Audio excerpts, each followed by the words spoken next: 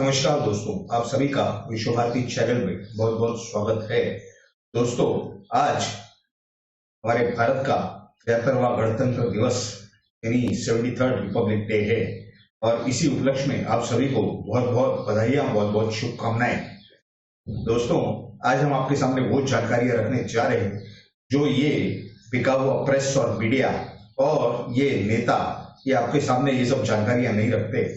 कई सारी जानकारियां इसमें से पिछले 80 सालों से यानी 8 दशकों से छुपी रही है। काफी उसमें से कुछ जानकारियां अभी अभी बाहर आई है, लेकिन कुछ ऐसा लगता है कि तृणमूल महिला कांग्रेस ने वो काम कर दिया है।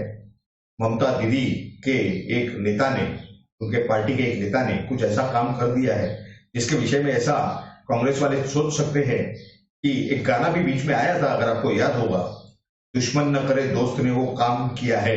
इस तरह का वो गाना है कि दोस्त होते हुए उन्होंने इस तरह का कुछ काम कर दिया है कि कांग्रेस की जो टूटती हुई रग पर, नस पर सिर्फ पैर भी रखा है, पैर रख के उसे कुचल दिया है। इतनी बुरी तरह से उनका जो फॉर्मेशन था कांग्रेस का, वो तो 1885 का था, किसी अंग्रेज ने उसको स्थापन किया था, ये तो और मसला है। लेकिन ये एक क्लब करके उनका जन्म हुआ था। अब सवाल ये है कि कांग्रेस जिस तरीके से ऊपर आई पिछले 70 सालों में, पूरे आजादी का उन्होंने डंका बजाया कि किस तरह से कांग्रेस ने आजादी की लड़ाई लड़ी और उनके वजह से देश को आजादी मिली। देखिए दोस्तों, आजादी मिलती नहीं है, आजादी छीननी पड़ती है, लेनी पड़ती है, और बिना खड़क बिना ताल कोई आजादी नहीं मिलती। ये जो गीत इन्होंने बनाए सम्माननीय महात्मा गांधी जी के नाम से, सम्माननीय महात्मा गांधी जी का भी आजादी की लड़ाई में काफी महत्वपूर्ण योगदान था। ऐसा नहीं है कि बिल्कुल योगदान नहीं था, लेकिन कहा वीर सावरकर जिन्हें कैदे बा मुशक्कत यानी सख्त कारावास की शिक्षा हुई थी, सजा हुई थी। आप ये समझिए कि जवाहरलाल नेहरू हो, महात्मा गांधी हो, आप अगर इतिहास निकाल के पढ़ेंगे तो इन्हें कभी भी सख्त कारावास की सजा नहीं हुई। इन्हें तो वीआईपी फैसिलिटीज दी गई जेल के अंदर, कारागृहों में, जबकि ज्यादातर वक्त तो ये नजर कैद में रहा करते थे, यानी हाउस अरेस्ट। खैर, ये एक अलग विषय है, क्या हुआ है नहीं हुआ है वो आपको समझाते हैं। आपको मालूम होगा कि कुछ दिन पहले नेताजी सुभाष चंद्र बोस का होलोग्राम रिलीज किया था प्रधानमंत्री नरेंद्र मोदी जी ने। उसके भी पहले हम आपको ये बता दें कि नेताजी सुभाष चंद्र बोस का जन्म 1897 यानी 1897 का है, 23 जनवरी को। अब ये जो विषय है इसका संबंध आपको बताते हैं कि एक घटना हुई थी अक्टूबर 21 तारीख 2018 को, जब प्रधानमंत्री मोदी जी लाल किले में जा करके उन्होंने नेताजी सुभाष चंद्र बोस के म्यूजियम का भूमि पूजन किया था। फाउंडेशन स्टोन उन्होंने रखा था, नींव रखी थी, और उस पर किस तरह से कुछ ये विदेशी एजेंटों ने, जो कि भारत की राजनीति में है, उन्होंने निंदा करना चालू कर दिया था। ठीक उसके लगभग एक साल बाद उसका उद्घाटन भी किया गया 23 जनवरी 2019 को। तो ये सब क्यों निंदा कर रहे हैं, इनको क्या कारण है निंदा करने का, ये भी आपको इसी वीडियो में समझ में आएगा, क्योंकि यही सब बातें इन लोगों ने लगभग 8 दशक छुपा के रखी हैं, 7 दशकों से ज्यादा। क्या है कि अगर आप इतिहास पढ़ेंगे सही सही तरीके से और सही सही सूत्रों से, यानी कांग्रेस के जो पूर्व के नेता रहे हैं उनके भी जो आत्मकथन है उसमें भी कई सारी जानकारियां दी हुई हैं। उन्होंने भी इस चीज को माना है कि ये जो छोटे मोटे आंदोलन किए कांग्रेस के नेताओं ने, उसमें कोई दम नहीं था। ये तो ब्रिटिश के एकदम नजदीकी लोग थे, इनके नेता, जो कि ब्रिटिश उन्हें संभाला करती थी। ये नाम के लिए आंदोलन किया करते थे। ब्रिटिश को यानी अंग्रेजों को भारत को आजादी तब देनी पड़ी जब सुभाष चंद्र बोस यानी नेताजी सुभाष चंद्र बोस जी ने, जो इंडियन नेशनल आर्मी के इस्तेमाल करते हुए, उसका उपयोग सदुपयोग करते हुए ब्रिटिश को धूल चटाई, उन्हें लोहे के चने चबवाए सेकेंड वर्ल्ड वॉर यानी द्वितीय विश्व युद्ध में। क्या था आपको समझाते हैं। देखिए, नेताजी सुभाष चंद्र बोस को लगभग 1941 में एक आंदोलन में अरेस्ट किया गया था। 7 दिन वो कुपोषण पर बैठ गए, आमरण उपोषण उन्होंने कह दिया। उसके बाद उन्हें रिहा किया गया। उसके बाद वो वहां से सीधा जापान गए। जापान से वो जर्मनी गए, वहां से सोवियत यूनियन, रशिया यानी जिसे यूएसएसआर बाद में कहा जाता था, वहां गए। यानी वो विश्व भर में घूमे। उन्होंने ये जो इंडियन नेशनल आर्मी है, इनकी संख्या पूरी पढ़ाई। इंडियन नेशनल आर्मी की जो स्थापना हुई थी वो हुई थी 1941 में जापान में। उसे तब इंडियन नेशनल आर्मी कहा जाता था। जब नेताजी सुभाष चंद्र बोस जी ने उसका चार्ज लिया, उस इंडियन नेशनल आर्मी को संभाला। कब संभाला आपको बताते हैं। 4 जुलाई 1943 यानी 4 जुलाई 1943 से लेके 18 अगस्त 1945 तक वो उसमें उसके मुख्य रहे। उस समय में उन्होंने उसे आजाद हिंद फौज का नाम दिया। और उस समय ये द्वितीय विश्व युद्ध में उन्होंने अंग्रेजों के खिलाफ इस तरह का अभियान चलाया विश्व भर में कि अंग्रेजों को सच में लोहे के चने चबाने जैसी परिस्थिति हो गई। उन्हें और कोई रास्ता ही नहीं बचा कि भारत छोड़ने के सिवा और कोई रास्ता इनके पास नहीं था। ऐसे हालात में एक ट्रांसफर ऑफ पावर की सरकार जवाहरलाल नेहरू ने बनाई 1947 में, जबकि उसके पहले उन्होंने खुद को आजाद हिंद फौज के माध्यम से प्रधानमंत्री घोषित कर दिया था। उन्होंने एक पैरेलल गवर्नमेंट बना दी थी। उन्होंने अक्टूबर 1943 यानी अक्टूबर 1943 में खुद को भारत का प्रधानमंत्री घोषित कर दिया। आजाद हिंद फौज की एक सरकार बना दी इंडियन नेशनल आर्मी की। और ये सभी बातें जो है ये पिछले 8 दशकों से न भारत के लोगों को स्कूल के करिकुलम में पढ़ाई गई, न ही पाठ्यक्रम में इस विषय में कोई ज्यादा जानकारी दी गई। क्यों? क्योंकि इन्हें बढ़ाना था सिर्फ महात्मा गांधी का नाम। क्यों बढ़ाना था? क्योंकि इनका महात्मा गांधी से कोई लेना देना नहीं है। उनकी जो सरनेम है वो ये उधार पे लेके चल रहे हैं, क्रेडिट लेने के लिए, सत्ता में रहने के लिए और लोगों को गुमराह करने के लिए। घोटाले सबसे ज्यादा वो करते हैं, आरोप सबसे ज्यादा वही लोग दूसरों पर लगाते हैं। क्यों बदनामी कर रहे हैं ये नेशनलिस्ट लोगों की। आपको एक और बात बता दें, कांग्रेस के अंदर जब नेताजी थे, नेताजी सुभाष चंद्र बोस, इनका जन्म असल में उड़ीसा में हुआ था। उनके पिता का नाम जानकीनाथ बोस बताया जा रहा है और उनकी माताजी का नाम प्रभावती बोस। ये कटक में पैदा हुए थे, इनका जन्म वहां हुआ था, वो जो बाद में उड़ीसा राज्य बना भारत का।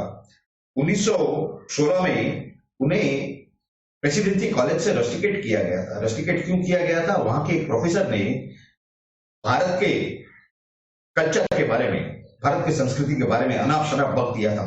उसके बाद कुछ विद्यार्थियों ने उन्हें पकड़ के चप्पल और जूतों से उनकी पिटाई की थी उस प्रोफेसर की।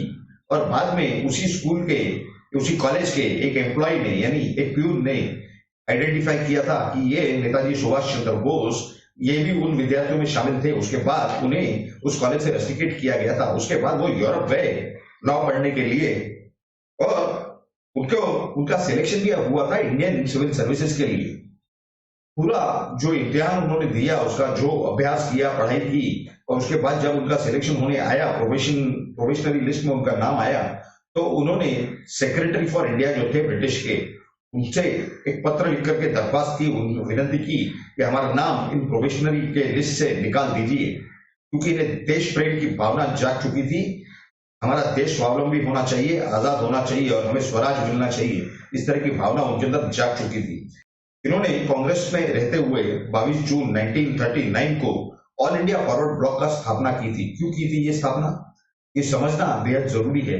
देखिए, उन्हें मालूम था कि कांग्रेस प्रोग्रेसिव नहीं है, ये सिर्फ ब्रिटिश के साथ मिली जुली सरकार बनाने के चक्कर में है, सिर्फ कांग्रेस के तलबे, ब्रिटिश के तलबे चाटने हैं, इस प्रकार की इनकी योजना दिखाई दे रही है। इसके लिए इन्होंने फॉरवर्ड ब्लॉक यानी प्रोग्रेसिव ब्लॉक बनाया, कट बनाया, ग्रुप बनाया कांग्रेस के अंदर। ये बहुत ही महत्वपूर्ण जानकारी है।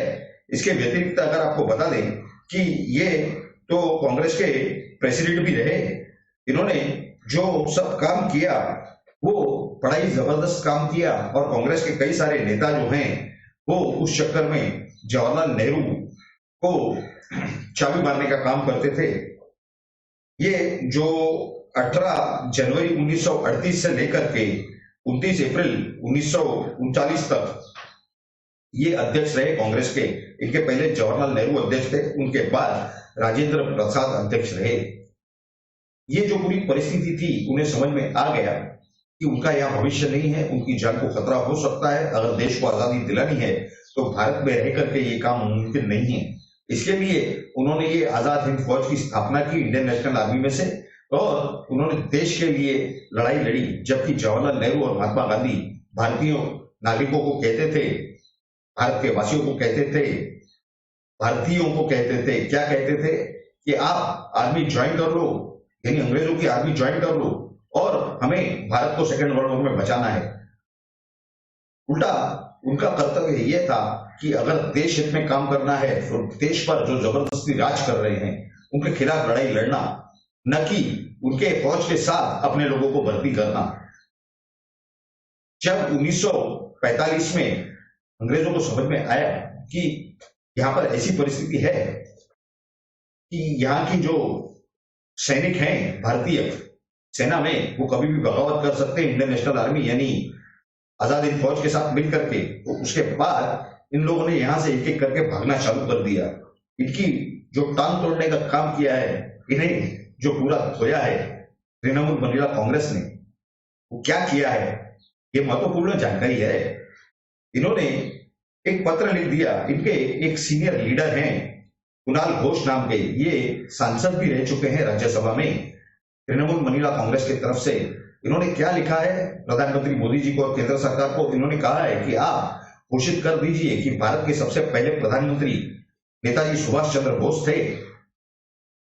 और इन्होंने ये भी कहा है, इन्होंने एक और पत्र लिखा है वहां के जो एजुकेशन डिपार्टमेंट है यानी शिक्षा विभाग है जो वेस्ट बंगाल सरकार का, उन्होंने कहा है उसके अंदर कि नेताजी के विषय में जो पूरी जानकारियां हैं वो स्कूल के करिकुलम में यानी पाठशाला के पाठ्यक्रम पे पढ़ाई जानी चाहिए। उन्होंने ये कहा है कि सिर्फ इंडिया गेट पर जो आप नेताजी सुभाष चंद्र बोस का पुतला लगाने जा रहे हैं, सिर्फ वो काफी नहीं है। नेताजी सुभाष चंद्र बोस की जो पूरे सारे डॉक्यूमेंट्स हैं ये डिक्लासिफाई कर दिए जाने चाहिए, पब्लिक के लिए खुले कर दिए जाने चाहिए। ये तो कांग्रेस ने पूरी बात चलाई थी, माफ कीजिए, कि नेताजी सुभाष चंद्र बोस की मृत्यु 18 अगस्त 1945 में एक प्लेन क्रैश में हो गई थी, जबकि यह हकीकत नहीं है। भारत की आजादी के बाद यह बताया जा रहा है कि गुमनामी बाबा के नाम से जाने जाने वाले एक व्यक्ति वो नेताजी सुभाष चंद्र बोस थे, क्योंकि उनके साथ आजाद हिंद फौज यानी इंडियन नेशनल आर्मी में जिन भारतीय व्यक्तियों ने काम किया था, उन्होंने उनके साथ मुलाकात की। भारत की आजादी के बाद भारत के अंदर उनके साथ मुलाकात हुई और उन्होंने उन्हें आइडेंटिफाई भी किया, पहचाना भी कि ये और कोई नहीं नेताजी सुभाष चंद्र बोस है। कई व्यक्तियों के साथ तो उनकी खुलेआम तौर पर बात हुई, सीधे सीधे उन्होंने खुद को आइडेंटिफाई किया है, उनके सामने इस तरह की जानकारियां प्राप्त हो रही है। ऐसे हालात में ये जो भ्रष्ट मीडिया है, ये जो कांग्रेस है या इनके जो सहकारी दल हैं, लेफ्टिस्ट हो, कम्युनिस्ट हो, ये मुस्लिम लीग हो, AIMIM हो यानी ओवैसी ब्रदर्स, ये सभी लोग जो इनके साथ मिलकर के बैठे हैं, वो चाहे महाराष्ट्र हो, चाहे कोई और राज्य हो, कोई और प्रदेश हो, क्या इस तरह के लोगों को बढ़ावा देना चाहिए? कांग्रेस के जो राहुल गांधी हैं, सोनिया गांधी हैं, प्रियंका गांधी वाड्रा हैं, क्या इस तरह के व्यक्तियों को, इनका जो पारिवारिक पार्टी ये रही है, इनका यही विषय रहा है कि ना हम कांग्रेस को छोड़ेंगे ना ही देश को छोड़ेंगे, देश के ऊपर भी पूरा नियंत्रण चाहिए और कांग्रेस के ऊपर भी पूरा नियंत्रण चाहिए। क्या ये लोकतंत्र है? क्या ये डेमोक्रेसी है? ये काफी सारे बड़े सवाल हैं जो इस देश की जनता के आगे, देश के सामने खड़े हैं। इन्होंने सत्ता के लालच में क्या नहीं किया, ये बहुत ही अलग विषय है। इसके ऊपर हमें पूरी जानकारी देने के लिए एक अलग से वीडियो बनानी पड़ेगी। 1980 के दशक से ये जो उस समय बोफर्स और फेयरफैक्स के जो स्कैम हुए थे, घोटाले हुए थे, तब से लेकर अब तक पता नहीं कितने हजार घोटाले हुए होंगे, हजारों करोड़ों लाखों करोड़ों के घोटाले होंगे। सेना के सामग्री में यानी हथियारों के सौदों में कमीशन, इस तरह की हर प्रकार की जानकारियां इतने सालों में बाहर आई है। लेकिन ये मीडिया ये पूरी हकीकतें जो है, ये गांधी परिवार की हकीकतें, नेताजी सुभाष चंद्र बोस का जो योगदान, इसे क्यों छुपाता रहा? कांग्रेस के गांधी परिवार का तो स्वार्थ था, जवाहरलाल नेहरू, सम्माननीय जवाहरलाल नेहरू जी का भी स्वार्थ था कि उन्हें सरकार में प्रधानमंत्री बनना था, सरकार बनानी थी, ये समझ में आ रहा है। लेकिन मीडिया का क्या स्वार्थ है, ये भी एक बड़ा सवाल है। क्या इस प्रकार के जो मेन स्ट्रीम मीडिया है, मेन स्ट्रीम न्यूज चैनल्स हैं, क्या ये विश्वास रखने के लिए लायक हैं? क्या ये उसके पात्र हैं? ये बहुत बड़ा सवाल है। ये पूरी जानकारियां ये क्यों जनता के सामने नहीं रखते हैं? ये सब क्यों दबाए रखते हैं, छुपा के रखते हैं?